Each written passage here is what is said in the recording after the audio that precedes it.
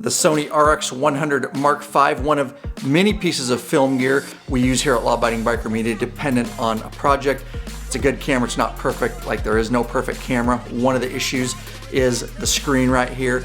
It is rubbing off and it's getting very difficult to see. Shouldn't be doing that because I actually wrap it in a microfiber cloth when it's on my motorcycle or in my backpack.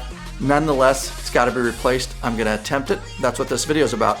Figured you might be having the same problem, so I bought this, and I'll link to it in the description below for you. It's supposed to be able to peel this stock screen off and put a new screen protector, basically. And I've never done this, so you're doing it the first time with me. Let's give it a shot. Okay, we'll get started. Of course, I purchased this on Amazon. Link in the description below. It seemed to have a lot of good reviews. It is the screen protector, and it is marked for the RX100. Probably all models of the RX100. That looks like the kit in a plastic case here.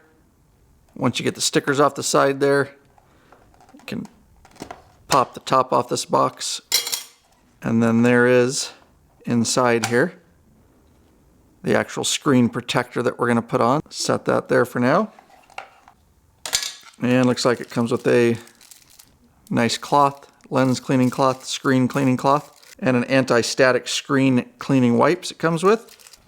And then looks like some instructions. Okay, if you guys didn't know, this is a very rigid screen protector. This is not a thin film, so the part the instructions don't go into is that this is used just as a LCD protector, but your Sony RX100 basically comes with one of these already. It's thinner. You can see I started to peel it up on the corner there, so you can actually peel it off and then put this new one. So first thing is get this one off here. So your RX100 will come out of the factory with this, and that's the thing that is actually getting all the marks and rub marks so that I can't see it anymore. A couple different ideas. You can use a dental hook.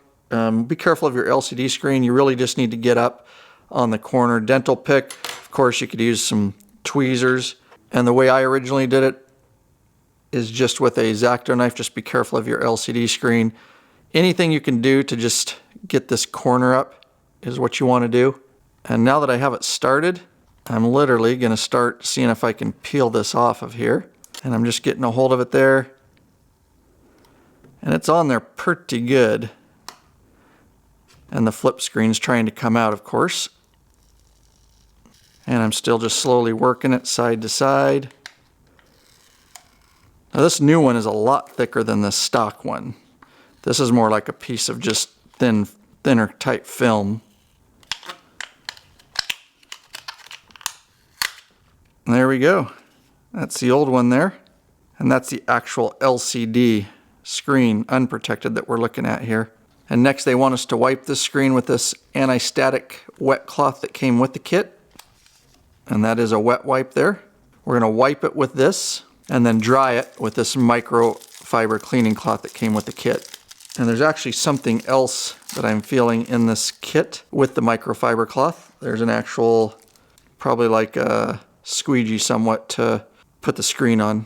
All right, and so I'm just wiping it down like they say with the wet cloth here. Should have been pretty clean because I tried not to touch it with my fingers, but you just want to make sure you get everything off, of course. And this cloth, this wet wipe itself is leaving behind some fibers and stuff, but just make sure no grease, no fingerprints is what I'm doing. And I'll come back with that microfiber cloth that they were talking about, that they put in the kit here. And I'm just really making sure that there's no dust particles or cloth particles left on this screen. It looks pretty good. Okay, this is it. Moment of truth. And I want to mention there's an A side, and if we turn it over, a B side. So the first thing they want to do is us to remove the A side. And you actually don't want to touch this with your fingers at all, because this is the side that will actually be going on the LCD screen. So being careful not to touch that at all. I'm going to turn it over. And now we just really want to make sure that we have this lined up really good. I would imagine you only get one shot at this, so I'm going to take my time and get this lined up just right. Might help if I actually set the camera flat there. Okay, and there I've done it. and it says push in on the center of this thing. You can kind of see it's working its way out.